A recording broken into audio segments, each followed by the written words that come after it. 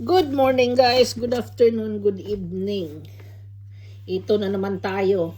Last na video ko, comment, reaction before I fly on Friday. Anyway, nagulat naman ako kahapon nung makita ko yung mukha kong binalandra ni Sumari TV. Grabe ka naman, Sumari TV, hindi mo pa pinili yung mukha kong maganda-ganda naman sana. Meron naman siguro doon, maganda-ganda pa yung picture ko. Nagulat talaga ako. Sabi ko, ano yan, bakit merong gano'n? Anyway, it's okay. Kasi natatawa ako. Sabi ko, oh my goodness, nabalandra yung mukha ko. Salamat sa'yo, whatever it is, sa reaction mo. At salamat sa inyong lahat na nag-follow sa akin. Salamat sa inyong lahat.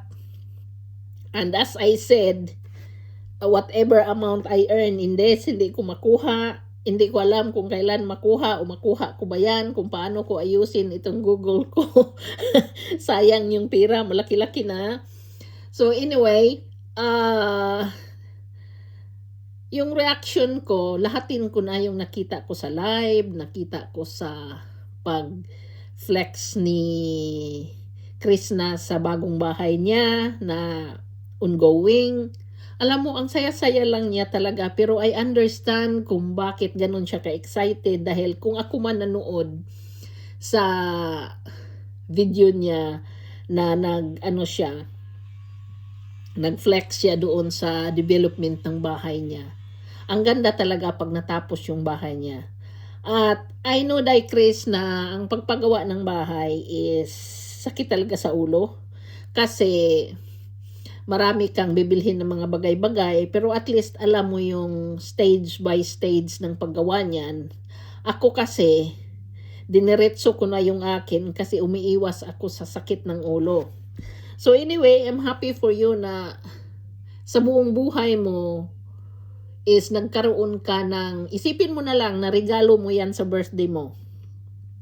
And however the outcomes sa pagdating ng birthday mo, either matapos siya or hindi, huwag mong stress yung sarili mo dahil yun talaga ang regalo sa iyo ng Panginoon na at the age of, ilan ka ba? 22 na by then?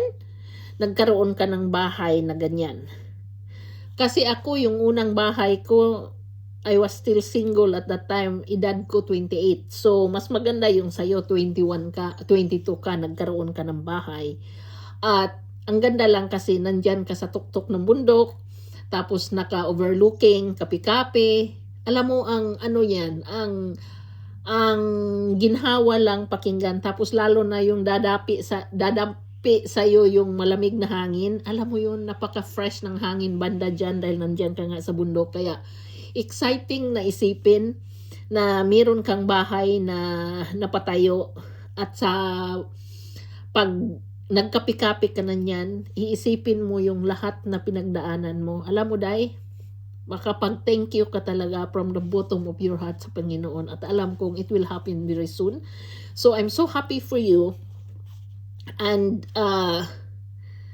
sana makita din namin yung garden mo na blooming one of these days. Kasi pagkatapos ng bahay, ano pa bang gagawin mo kundi iayos mo yung garden mo, yung bulaklak mo, yung paano mo i-landscape yung bundok mo. Alam mo, exciting na isipin na marami kang magagawa diyan sa bahay mo. Sa edad mong yan, na 22 going, na meron kang development na nagawa, meron kang achievement na nagawa, at maipagmamalaki mo sa sarili mo na pinaghirapan mo talaga yan. At you should be proud of yourself. No matter what the people say, no matter kung anong atake nila sa'yo, and no matter kung paano kanila siniraan. Be proud of yourself dahil hindi lahat ng tao at the age of 22 ay makagawa ng ganun at regalo mo sa sarili mo na ganyan. Kaya be proud of yourself and wag ka na ma-stress. I mean, ang stress naman kasi is nandyan yan in so many things na ang dahilan. Pero kung ma-stress ka lang sa mga bashers mo, sakyan mo na lang kaya. And i-delete mo, i-remove mo as many times as I said, i-remove mo yung mga bashers kasi hindi natin maiiwasan na pag nabasa natin yan, meron something dito sa puso natin na mafe-feel mo. So, take them everything, hayaan mo sila, i-remove mo talaga yan until maubos silang lahat. But, as much as you can, isipin mo na lang na kasama sila sa tugatog mo or achievement mo na dahil sa pambabash nila sa'yo at panliliit nila sa'yo at paninira nila sa'yo, nakamit mo ang pangarap mo sa buhay. So, be proud of yourself at hayaan mo silang mainggit sa'yo. Hayaan mo silang mamuti yung mata nila. Hayaan mo silang musulikat yung mata nila sa inggit. Dahil you got what you want, you got what you dream, at you got yung blessing na hiningi mo sa Panginoon, sinagot na. Kaya, yan. And I hope you won't change the way you are, na mapagmahal na bata, marespito, mapagkumbaba. Always put your feet in the ground. Kasi maraming mga bata ngayon na nababago dahil sa pira. Maraming bata ngayon na nababago dahil sa title nila. Maraming bata ngayon na nababago dahil sa fame na nakamit nila. Like for example, fame in a way na nagkaroon sila ng, alam mo yun, yung tunog yung pangalan nila. Hindi lang title, hindi lang kung anong profesyon o anong title meron ka. Maraming bata ngayon na nababago ng ganyan. And napakasakit para isipin na ang taong tinutulungan mo ay nabago dahil lang sa pira. Kaya I hope na you have to always put your feet in the ground kasi kailangan grounded talaga tayo. Kung ano man meron tayo sa mundo, pinapahiram lang yan ng Diyos.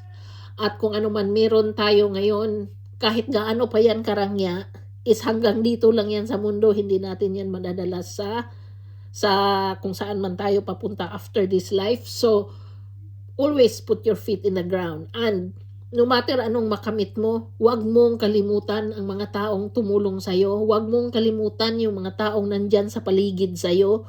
Yung nandyan habang, lalo na yung mga taong nandyan sa paghihirap mo. Huwag mo silang kalimutan dahil sila yung kasama mo nung naghirap ka. Dapat kasama mo pa rin sila hanggat sa tugatog mo. So, yun. Wish ko sa'yo talaga is makamit mo yung pangarap mo. At nandito lang kami nakamasid sa'yo, nanonood, nagsasayaw, nahahappy kung anong achievement mo.